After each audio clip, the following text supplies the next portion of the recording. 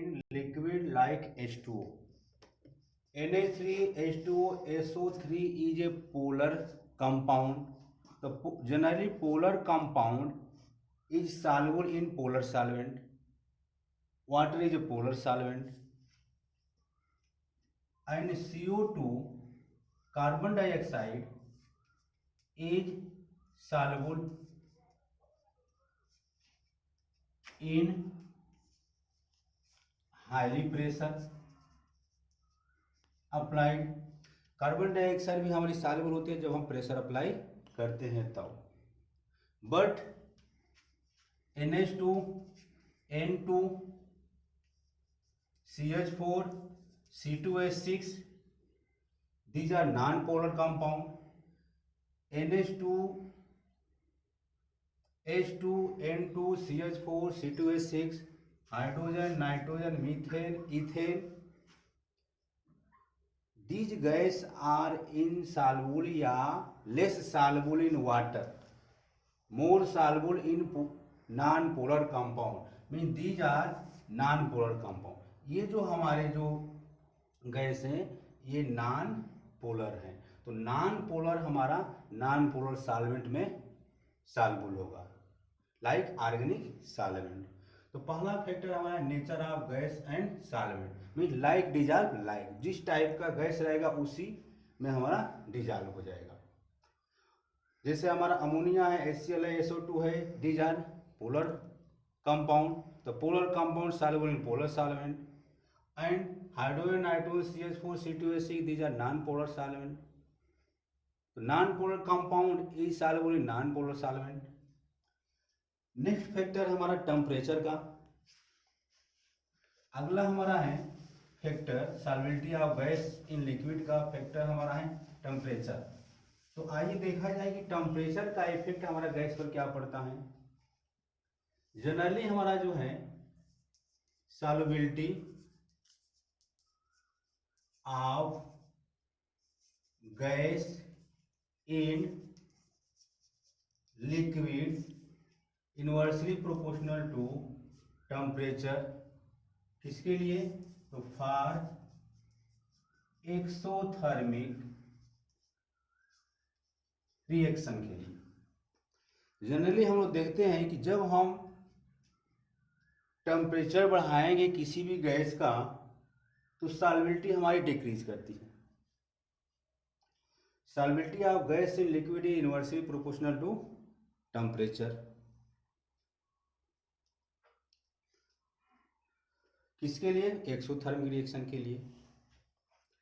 But other substance like solid substance solubility of substance is generally directly proportional to temperature.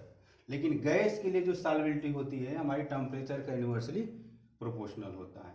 जब हमारा temperature ये बढ़ेगा तो ये सॉल्युबिलिटी हमारी घटेगी.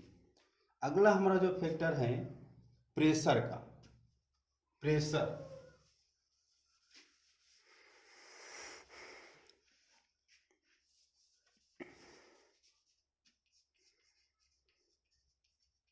प्रेशर या इसी को हेनरी ने एक्सप्लेन किया था. यहां पर हमारा जो सॉल्युबिलिटी है solubility of gas increases when pressure increases. जब हम प्रेशर अगर हम बढ़ाएंगे तो गैस की सॉल्युबिलिटी हमारी इंक्रीज करेगी. इसको एक्सपेरिमेंट इसको डिटेल में एक्सप्लेन किया हेनरी ने. हेनरी का स्टेटमेंट ये था. हेनरी लॉ है क्या? Henry law solubility of gas in liquid solubility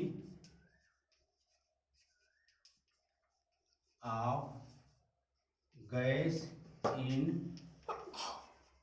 liquid directly proportional to pressure. किसी भी गैस की जो सॉल्बिलिटी है, सॉल्बिलिटी को हम एस से इंडिकेट करें। Solubility of gas in liquid directly proportional to pressure, या इसको दूसरे तौर से हम कह सकते हैं कि mass of the gas in liquid directly proportional to pressure. Mass of the gas in liquid directly proportional to pressure. यहाँ पर सॉल्बिलिटी इक्वल टू Kp। अगर मान ली एक गैस की सॉल्बिलिटी हमारी S1 है तो प्रेशर P1 हो जाएगा, S2 है तो K P2। तो therefore S1 upon S2 is equal to P1 upon P2। ये आपका एक फार्मूला आपको निकल के आएगा, where K is equal to constant. Similarly mass of the gas in liquid m1 upon m2 is equal to p1 upon p2 is equal to k। तो ये formula हमको निकल के आया जब हम किसी गैस की पर अगर हम प्रेशर अप्लाई करेंगे तो उस गैस की सॉल्बिलिटी हमारी इंक्रीज करेगी। मैथमेटिकली हम इसको एक्सप्लेन करेंगे कि solubility of gas in liquid is directly proportional to pressure.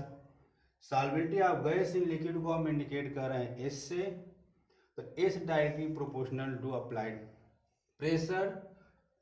अगर एक गैस की सॉल्बिलिटी S1 है, दूसरे गैस की सॉल्बिलिटी S2 है, तो S1 is equal to Kp1, S2 is equal to Kp2। तो therefore S1 upon S2 is equal to P1 upon P2, where S1 and S2 solubility of different gas। Similarly mass of the solubility of gas M1 and M2 हमारा क्या है, मास है। ये तो हमारा Henry law का statement हुआ कि हेनरी लॉ कहता क्या है कि जब हम किसी भी गैस पर प्रेशर अप्लाई करेंगे उस गैस की सॉल्बिलिटी हमारी इंक्रीज करेगी। क्योंकि हेनरी से रिलेटेड एक हमारे डाल्टन थे, तो डाल्टन ने कुछ एक्सपेरिमेंट किया, हेनरी लॉ में कुछ मॉडिफाई किया। अकॉर्डिंग टू डाल्टन का एक्सपेरिमेंट क्या था,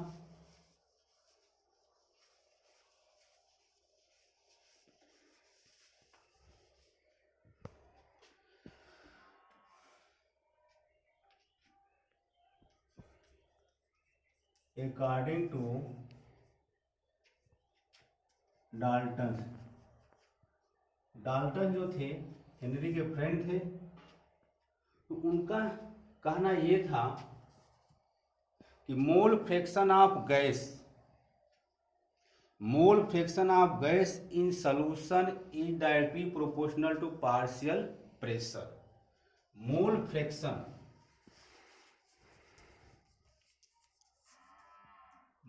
फ्रैक्शन ऑफ गैस इन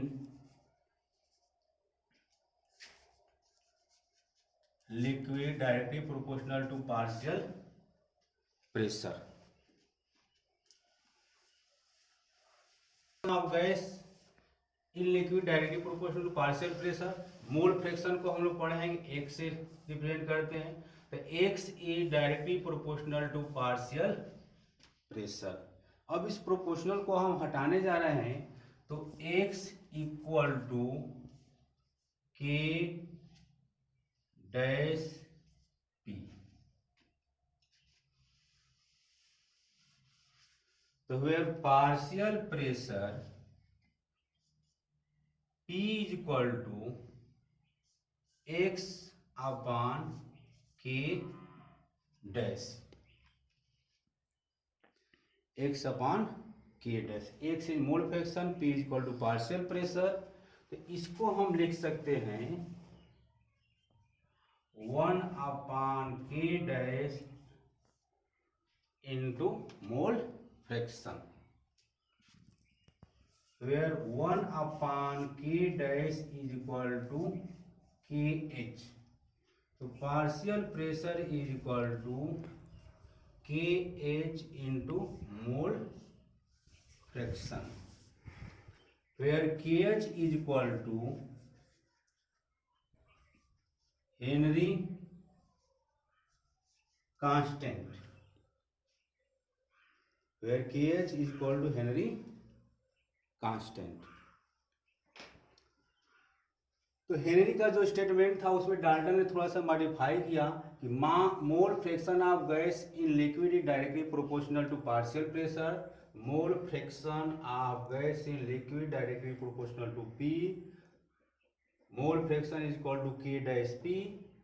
तो फिर partial pressure is equal to K upon K dash. इसको हम इस रूप में लिख सकते हैं 1 upon K dash into mole fraction 1 upon K dash is equal to Henry constant. तो therefore partial pressure of gas in liquid equal to Henry constant into mole fraction. हम लोग नेक्स्ट वीडियो में हम लोग डिस्कस करेंगे इससे related numerical problem और इसका एप्लीकेशन। Thank you.